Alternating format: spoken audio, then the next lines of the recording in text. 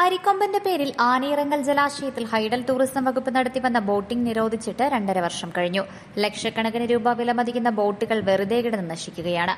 ചിന്നക്കനാൽ, ശാന്തൻപാറ മേഖലകളിൽ അരിക്കൊമ്പന്റെ ശല്യം രൂക്ഷമായ സാഹചര്യത്തിൽ രൂപീകരിച്ച വിദഗ്ധ സമിതിയുടെ ശുപാർശ പ്രകാരമാണ് 2023 ജൂലൈ 14 ഹൈക്കോടതി ആനയിറങ്കലിലെ ബോട്ടിംഗ് നിരോധിച്ചത്. ഇടുക്കി ലൈവ് വാർത്തകൾ നിങ്ങൾക്കായി അവതരിപ്പിക്കുന്നത് 20ഓളം പഠനാനുബന്ധ പ്രവർത്തനങ്ങൾ. 2026-27 വർഷത്തേക്കുള്ള അഡ്മിഷൻ തുടരുന്നു. Don Bosco central school, Kattappana. അക്ഷരങ്ങൾക്കൊപ്പം ജീവിതത്തിന്റെ പാഠങ്ങൾ പകർന്നു നൽകുന്ന വിദ്യാലയം. മനുഷ്യ വന്യജീവി സംഘർഷം ഒഴിവാക്കാൻ ബോട്ടിംഗ് നിർത്തിവെക്കണമെന്നായിരുന്നു വനം വകുപ്പ് ഉന്നത ഉദ്യോഗസ്ഥൻ കൂടി ഉൾപ്പെട്ട വിദഗ്ധ സമിതിയുടെ ശുപാർശ. 2023 ഏപ്രിൽ 29 അരിക്കൊമ്പനെ മയക്കുവെടിവെച്ച് പിടികൂടി കാട് കടത്തിയെങ്കിലും ബോട്ടിംഗ് നിരോധനം നീക്കാൻ നടപടിയുണ്ടായില്ല.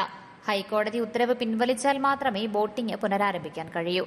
മനുഷ്യ വന്യജീവി സംഘർഷവുമായി ബന്ധപ്പെട്ട് സംസ്ഥാനത്തിന്റെ വിവിധ ഭാഗങ്ങളിൽ നിന്നുള്ള 100ഓളം കേസുകളും ഹൈക്കോടതിയുടെ ഇതേ ബെഞ്ചാണ് പരിഗണിക്കുന്നത്. ബോട്ടിംഗ് പുനരാരംഭിക്കുന്നതിന് അനുമതി നൽകണമെന്നാവശ്യപ്പെട്ട് ഹൈഡൽ ടൂറിസം വിഭാഗം കോടതിയെ സമീപിച്ചെങ്കിലും കേസ് പരിഗണിക്കുന്നത് വൈകുകയാണ്. കേസ് വീണ്ടും പരിഗണിക്കണമെന്നാവശ്യപ്പെട്ട് ഹൈഡൽ ടൂറിസം വിഭാഗം ഹൈക്കോടതി രജിസ്ട്രാർക്ക് അപേക്ഷ നൽകിയിട്ടുണ്ട്. ബോട്ടിംഗ് നിലച്ചതോടെ സഞ്ചാരികൾ നിരാശരായി മടങ്ങുകയാണ്.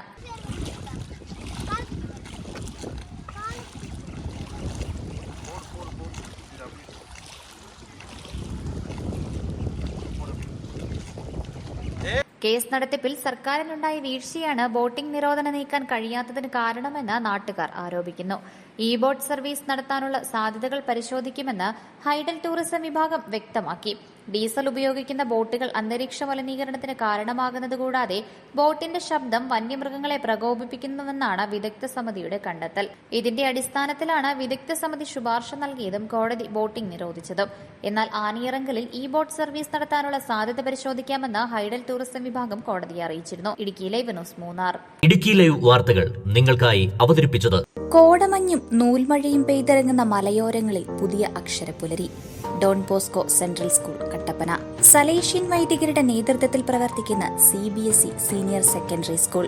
വിശുദ്ധ ഡോൺ ബോസ്കോയുടെ സ്വപ്നങ്ങൾക്കൊപ്പം മൂല്യബോധമുള്ള യുവതലമുറയെ വാർത്തെടുക്കുന്ന വിദ്യാലയം. പ്രസന്നമായ പഠനാന്തരീക്ഷം, ഹൈബ്രിഡ് ക്ലാസ് റൂമുകൾ, JEE, IIT, NEET എന്നീ പ്രവേശന പരീക്ഷകളുടെ പ്രത്യേക പരിശീലനം, health kiosk, football turf, basketball, table tennis, badminton.